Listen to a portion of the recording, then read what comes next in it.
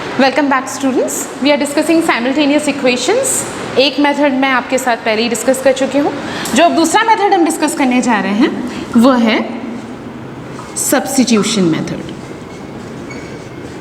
Substitution method, आज दो methods हम डिस्कस करेंगे।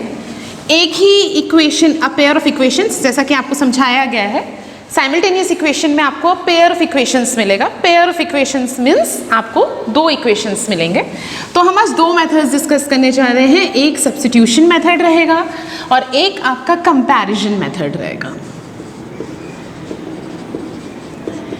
एक ही सेट ऑफ इक्वेशन के साथ हम दो अलग अलग मेथड पढ़ने जा रहे हैं। Just what you have to do is you have to watch the difference कि हम किस में क्या करते हैं।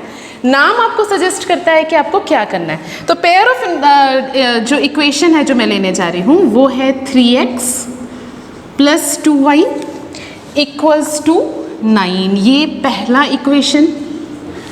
और जो दूसरा इक्वेशन हम लेंगे वो लेंगे x plus 3y equals to 10। ये हम ले रहे हैं दो, जिसको कहते हैं पेयर ऑफ इक्वेशन। मतलब दो इक्वेशंस आपको साइमल्टेनियस इक्वेशंस में दिखेंगी। इन्हीं पेयर ऑफ इक्वेशंस को हम सब्स्टिट्यूशन मेथड में सॉल्व करेंगे। एंड अगेन इसी क्वेश्चन फिर आपके लिए मैं यहाँ पर रिपीट कर देती हूँ। एंड इसको हम यहाँ पर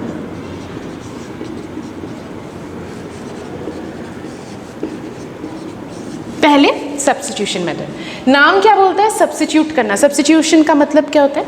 जब हम किसी चीज़ को सब्स्टिट्यूट करते हैं। पहला स्टेप आपका क्या रहेगा? Taking equation 1। बहुत आसानी से स्टेप बाय स्टेप मूवमेंट दीजिए।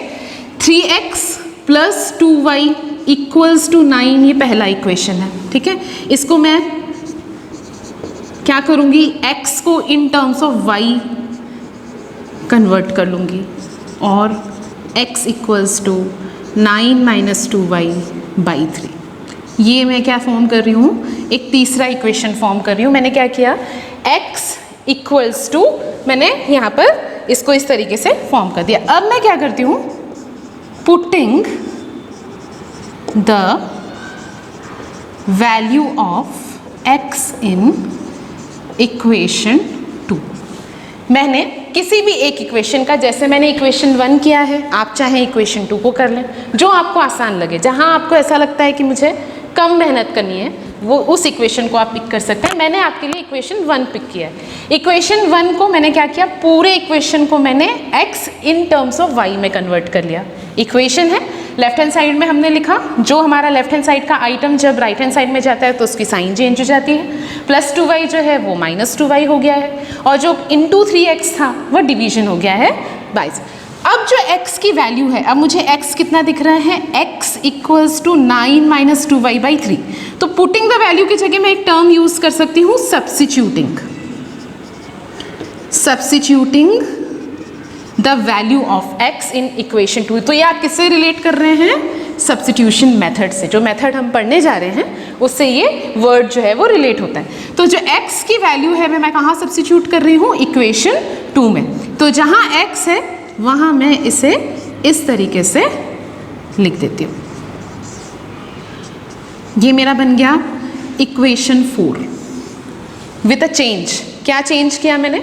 जहाँ x था वहाँ x की जगह मैंने x का जो नया वैल्यू निकाला है वह मैंने पुट कर दिया है। अब मैं इसे सॉल्व करती हूँ। इसको सॉल्व करने का क्या तरीका है? हम एलसीएम लेंगे 3, 9 माइनस 2y प्लस 3 3 ज़ा 9 इक्वल्स टू 10, और 9 plus 7y upon 3 equals to 10, और 9 प्लस 7y इक्वल्स टू, ये क्रॉस मल्टीप्लीकेशन हो जाएगा। जो डिनोमिनेटर है वो मल्टीप्लाई हो जाएगा न्यूमरेटर से, तो ये 30 हो जाएगा। That is equal to 7y equals to 30 minus 9, that is equal to 21, y equals to 21 upon 7। y की वैल्यू आपने निकाल ली 3, लेकिन क्या उससे मेरा काम फिनिश हो रहा है? नहीं, मुझे क्या करना है? अब मुझे पुट करना है। Putting the value of y किसी भी इक्वेशन में पुट कर लें। मैंने आपको क्या समझाया, जहां आपको काम कम करना पड़े वहां आप पुट कर दीजिए। आप कहां पुट करेंगे, आप इक्वेशन 2 में चाहें, putting the value of y in equation 2। y मैंने कितना डिराइव किया है 3। अब मैं क्या करती हूँ, x की जगह x लिखती हूँ क्योंकि मुझे अभी भी x की वैल्यू नहीं पता है। x प्लस 3 और y की जगह मैं क्या लिखती हूँ, जो मैंने वैल्यू डिराइव की है वह डाल देती हूँ और इक्वेशन में जो आगे लिखा है उसे सॉल्व करने की कोशिश करती हूँ। x plus 3 multiply two 3 will give you 9 और x इक्वल्स टू, अब आपको क्या मिला, आपको एक x की वैल्यू मिल गई 1 और एक आपको y की वैल्यू मिल गई 3। This is the answer. ये क्या है, ये आपका आंसर है। अब इसका चेक पॉइंट जो कि आपको सिखाया गया, किसी भी एक इक्वेशन में आप x की वैल्यू 1 डाल दीजिए। सपोजिटली मैं यहाँ 1 डाल देती हूँ। 3 मल्टीप्लाई टू 1 इज 3। 2 की वैल्यू आपको कितनी मिली है, y की वैल्यू आपको मिली है 3। 2 से 3 को मल्टीप्लाई करती हूँ तो 6, 6 प्लस 3 9 होता है। तो ऑटोमेटिकली आपने चेक पॉइंट खुद ने डेवलप कर लिया और आपने देख लिया कि किस तरीके से जो आंसर आपने डिराइव किया है वह सही है या गलत। अब इसी पेयर ऑफ इक्वेशन को हम लोग करने जा रहे हैं कंपैरिजन मेथड से। थोड़ा सा डिफरेंस रहेगा केवल और केवल। अब जैसा नाम सजेस्ट किया, मैंने क्या लिखा, जैसे जो मेथड होता है उससे आपको उस वर्ड को लिखना है। सब्स्टिट्यूट किया था मैंने यहाँ पर, सब्स्टिट्यूट क्या किया था, x की जगह पर मैंने y किया था। कंपैरिजन मेथड का नाम क्या सजेस्ट करता है कि मेरे को किसी चीज़ को किसी चीज़ से कंपेयर करना है। ठीक है, तो किस चीज़ को किस चीज़ से कंपेयर करना है, मेरे पास 2 इक्वेशंस हैं, तो इधर मैं दोनों इक्वेशंस को कंपेयर करूंगी या फिर किसी एक चीज़ को किसी दूसरी चीज़ से कंपेयर करूंगी। कंपैरिजन के लिए मेरा डिनोमिनेशन सेम होना चाहिए। डिनोमिनेशन का मतलब आपको इक्वेशन दिख रहा है 3x प्लस 2y के फॉर्म में, तो इधर वो x के फॉर्म में होना चाहिए या फिर वो y के फॉर्म में होना चाहिए। तो मैं क्या करती हूँ, पहले इक्वेशन को मैं 3x plus 2y equals to 9 को मैं क्या इसको इस तरीके से लिख सकती हूँ और x equals to 9 minus 2y upon 3। ये मैंने क्या किया, अगेन जो स्टेप मैंने उसमें उस प्रोसेस में किया था वहाँ तक मैं आ गई। ठीक है, दिस इज द इक्वेशन 3। अब मैं क्या करती हूँ, मेरे पास इक्वेशन 2 है, x plus 3y equals to 10, x equals to 10 minus 3y। ये मेरे को क्या मिल गया, इक्वेशन 4। अब मेरे पास 9 नए इक्वेशंस मुझे मिले हैं जो कि पूरे के पूरे x के टर्म में, ये भी x equals to something in y, this is also x equals to something in y। अब मैं क्या करती हूँ, कंपेयरिंग, मार्क माई वर्ड्स, यहाँ मैंने सब्स्टिट्यूट किया है और यहाँ मैं कंपेयर कर रही हूँ। Comparing equation 3 and equation 4।